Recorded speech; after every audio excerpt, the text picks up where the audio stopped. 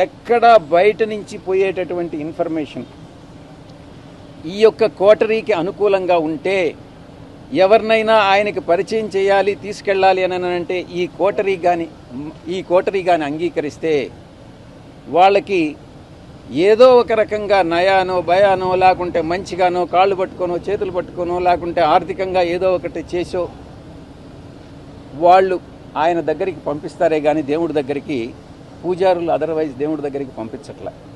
ఇది జరిగేటటువంటిది. ఈ చెప్పేటటువంటి ఒక నాయకుడు అన్నటువంటి వాడు ఈ చెప్పుడు మాటలను నమ్మకూడదు. చెప్పుడు మాటలను నమ్మితే నాయకుడు నష్టపోతాడు, ప్రజలు నష్టపోతారు, పార్టీ నష్టపోతుంది. ఇక్కడ జరిగేటటువంటిది అదే. వైసీపీ పార్టీలో పూజారుల హవా నడుస్తుంది. తప్పకుండా ఏకీభవించకుండా ఉండేదానికి ఏముంది దాంట్లో? ఈ కోటరీ వల్లనే నేను ఆయనకు దూరం అయ్యా. 3.5 సంవత్సరం పాటు అవమానాలకు పాలై నేను దిగినటువంటి ప్రతి మెట్టు కూడా కొంతమంది పైకెక్కడం జరిగింది, వాళ్ళు పైకెక్కేదానికి ఉపయోగపడడం జరిగింది. దీంట్లో చాలామంది పాత్రదారులు, సూత్రధారులు ఉన్నారు. దీంట్లో ఈ పార్టీ నుంచి వెళ్ళిపోయిన దానివల్ల నేను ఏ విధంగానూ నష్టపోవట్లా. చిత్తశుద్ధితో ఈ పార్టీలో నేను ఉన్నంతకాలం నేను పనిచేశాను, మనస్ఫూర్తిగా పనిచేశాను. ఆత్మవిశ్వాసం రెండు ముఖ్యం. నేను ప్రలోభాలకు లొంగల. మా నాయకుడు నన్ను ప్రలోభాలకు లొంగావన్నాడు, నేను భయపడ్డానన్నాడు, నేను భయపడలా. ఇంకోటేది ప్రలోభం, భయం,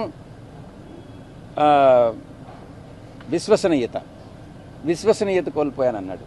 విశ్వసనీయత కోల్పోలే. ఆ 3 యథాతిథిగా అప్పుడెట్టున్నాయో ఇప్పుడు అలాగే ఉన్నాయి. మా నాయకుల్లోనే మార్పు ఉంది. కానీ ఈ యొక్క ద్వితీయ శ్రేణి నాయకత్వం, వాటిని ఏమంటారు, వీళ్ళు చుట్టూ ఉండేటటువంటి వాళ్ళని కోటరీ. ఈ కోటరీ నుంచి ఏ రోజైతే ఆయన బయటపడతాడో ఆ రోజు ఆయనకు భవిష్యత్తు ఉంటుంది. లేకుండా ఉంటే భవిష్యత్ అనేటటువంటిది చాలా కష్టంగా ఉంటుంది. ఇంతకన్నా మించి చెప్పగలిగింది ఏం లేదు.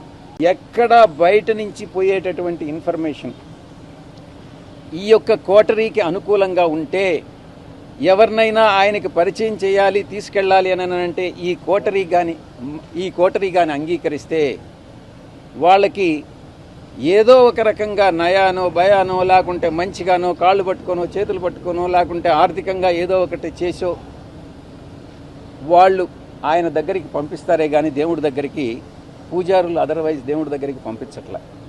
ఇది జరిగేటటువంటిది. ఈ చెప్పేటటువంటి ఒక నాయకుడు అన్నటువంటి వాడు ఈ చెప్పుడు మాటలను నమ్మకూడదు.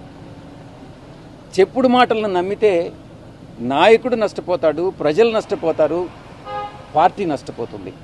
ఇక్కడ జరిగేటటువంటిది అదే. వైసీపీ పార్టీలో పూజారుల హవా నడుస్తుంది. తప్పకుండా ఏకీభవించకుండా ఉండేదానికి ఏముంది దాంట్లో? ఈ కోటరీ వల్లనే నేను ఆయనకు దూరం అయ్యా. 3.5 సంవత్సరం పాటు అవమానాలకు పాలై నేను దిగినటువంటి ప్రతి మెట్టు కూడా కొంతమంది పైకెక్కడం జరిగింది, వాళ్ళు పైకెక్కేదానికి ఉపయోగపడడం జరిగింది. దీంట్లో చాలామంది పాత్రదారులు, సూత్రధారులు ఉన్నారు. దీంట్లో ఈ పార్టీ నుంచి వెళ్ళిపోయిన దానివల్ల నేను ఏ విధంగానూ నష్టపోవట్లా. చిత్తశుద్ధితో ఈ పార్టీలో నేను ఉన్నంతకాలం నేను పనిచేశాను, మనస్ఫూర్తిగా పనిచేశాను. ఆత్మవిశ్వాసం రెండు ముఖ్యం. నేను ప్రలోభాలకు లొంగల. మా నాయకుడు నన్ను ప్రలోభాలకు లొంగావన్నాడు, నేను భయపడ్డానన్నాడు, నేను భయపడలా. ఇంకోటేది ప్రలోభం, భయం, విశ్వసనీయత కోల్పోయానన్నాడు. విశ్వసనీయత కోల్పోలే. ఆ 3 యథాతిథిగా అప్పుడెట్టున్నాయో ఇప్పుడు అలాగే ఉన్నాయి. మా నాయకుల్లోనే మార్పు ఉంది. కానీ ఈ యొక్క ద్వితీయ శ్రేణి నాయకత్వం, వాటిని ఏమంటారు వీళ్ళు చుట్టూ ఉండేటటువంటి వాళ్ళని? కోటరీ. ఈ కోటరీ నుంచి ఏ రోజైతే ఆయన బయటపడతాడో ఆ రోజు ఆయనకు భవిష్యత్తు ఉంటుంది.